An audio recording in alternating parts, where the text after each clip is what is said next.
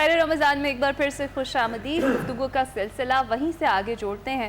ناصر صاحب، جس طریقے سے فاض صاحب نے بھی ذکر کیا، ہم چاہیں گے کہ شروع سے آپ بتائیے کس طریقے سے بی بی حلیمہ سعدیہ جو ہے ہمارے پیارے آقا کو لے کر گئیں اور اس وقت کیا کیا تبدیلیاں انہوں نے ہوتی ہوئی دیکھی اپنے ساتھ، اپنے گھر کے ساتھ، وہ ہمارے ساتھ شیئر کریں. بسم اللہ والحمدللہ والصلاۃ والسلام علی رسول اللہ وعلی آلہ وصحبہ ومن تبعہ ومن والہ.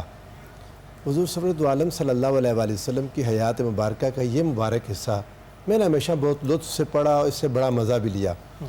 نعتوں میں حضرت سیدہ حلیمہ کے گھر کی باتیں، سیدہ حلیمہ کا رسول اللہ سے پیار کرنا، حضور عالم صلی اللہ علیہ وآلہ وسلم کا وہاں بچپن گزارنا، معجزات کا ظہور ہونا، ہمیشہ پڑھا، بہت مزہ آیا. پتہ نہیں کچھ عرصے سے میری کیفیت کو تھوڑی سی ڈیفرنٹ ہوتی ہے. میں ایک اور کیفیت میں آتا ہوں، شاہ جی اس کا علاج کریں گے. مجھے لگتا ہے کہ حضور علیہ السلام کا بچپن میں یا اس وقت کے لوگوں کا، ایک معصوم بچے کا اس کی ماں سے دور ہو جانا، مجھے وہ فیل ہونے لگ گیا. والدہ کیسے بچے کو خود سے دور کرتی ہے، آپ خود ایک ماں ہیں، اس کو آپ فیل کریں تو لگتا ہے کہ بہت بڑی مجبوری ہوئی ہوگی. ورنہ زبان مکہ شہر میں بڑی کمال تھی. اور رسول اللہ صلی اللہ علیہ وآلہ وسلم کے معاملے میں کوئی بھی چیز آپ یوں کہہ لیں کہ حسن انتظام تھا، حسن اتفاق کچھ بھی نہیں تھا. اللہ نے انتظام کرنا تھا. کوئی اس کی وجہ ہوئی ہوگی کہ اس وقت کے لوگوں کی بدویت کو عربیت کے متوازن قرار دے دیا.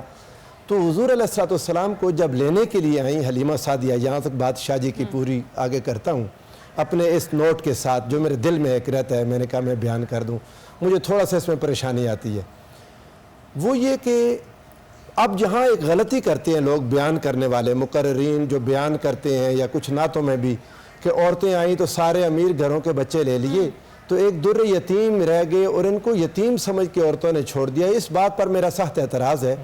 اور میں نے یہ بات سیکھی، میرے استاد ہیں جسٹس ریٹائرڈ نذیر احمد غازی، اللہ تعالیٰ ان کو صحت و سلامتی عطا فرمائے، ان کو اللہ تعالیٰ زندگی میں برکت دے. انہوں نے یہ بات، ورنہ میں یہ بات اس لیے نوٹ کروانا چاہتا ہوں، ممکن ہے میری بھی کسی ایک پرانی تقریر میں یہ بات ریکارڈڈ مل جائے کہ میں نے بھی یہ بات کہہ دی ہو، میرے اساتذہ میں سے کسی نے کہہ دی ہو کہ غریب سمجھ کے عورتوں نے چھوڑ دیا. رسول اللہ غریب گھر میں نہیں تھے. رسول اللہ صلی اللہ علیہ وآلہ وسلم بنو ہاشم کے سردار کے گھر میں تھے.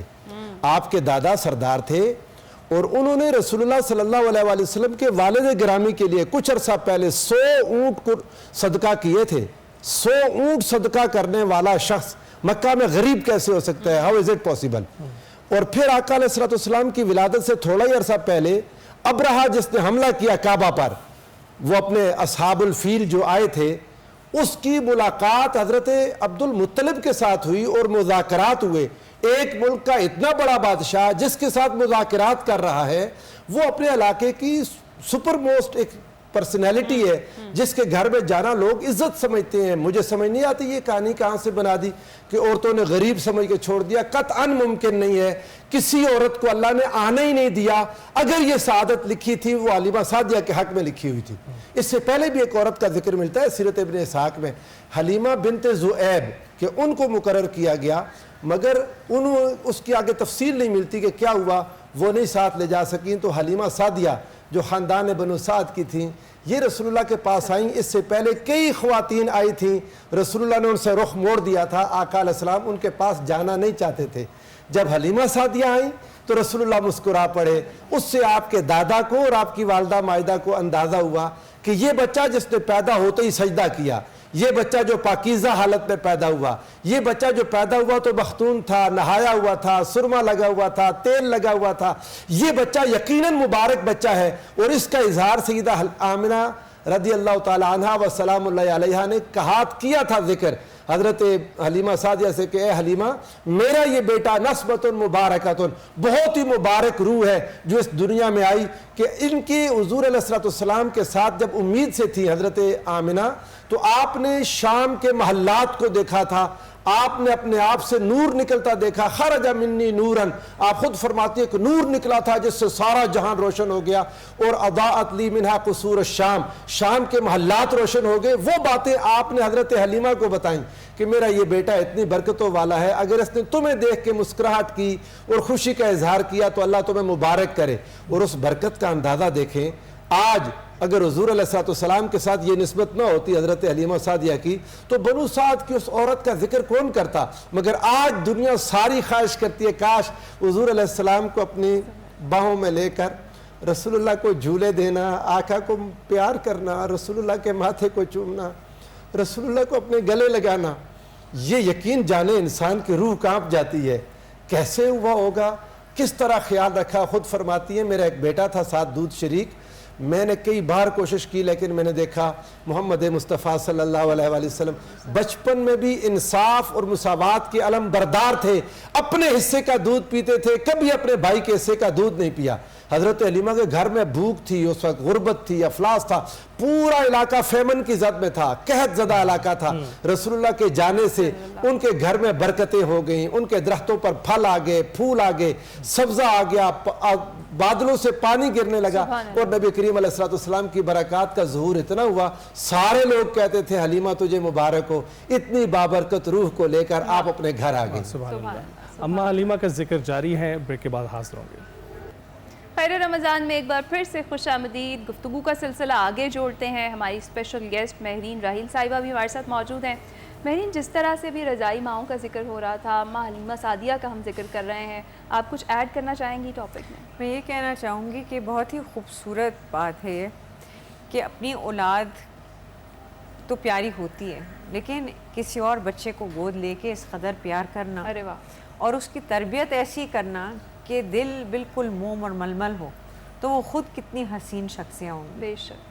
سو I say that it is a very beautiful story، اور ہر چیز کے پیچھے اللہ تعالیٰ کی کوئی نہ کوئی مصلحت، کوئی نہ کوئی نظام ہوتا ہے۔ بے شک، سو there must be a reason کہ وہ ان کی زندگی میں آئی۔ بے شک، بے شک۔ فواز صاحب، مصلحت پر ذرا روشنی ڈالیے۔ جی ایبسلیوٹلی اللہ تعالیٰ کی ایک حکمت ہے، جیسے پروفیسر ناصر صاحب نے فرمایا، اور یہ امپورٹنٹ بات ہے۔ آپ جب موزس کی سٹوری کو پڑھتے ہیں، جناب موسیٰ علیہ السلام کی سٹوری کو، تو جناب موسیٰ علیہ السلام کو اس چیسٹ کے اندر ڈالا گیا، دریائے نیل میں وہ چیسٹ بہتی رہی، فیرو کے پیلس میں آپ اینڈ اپ کر گئے، اور جب دودھ پلانے کی باری آئی تو جناب موسیٰ علیہ السلام دودھ نہیں پیتے تھے، یہ قرآن ہے۔ تو دودھ کس نے پلایا؟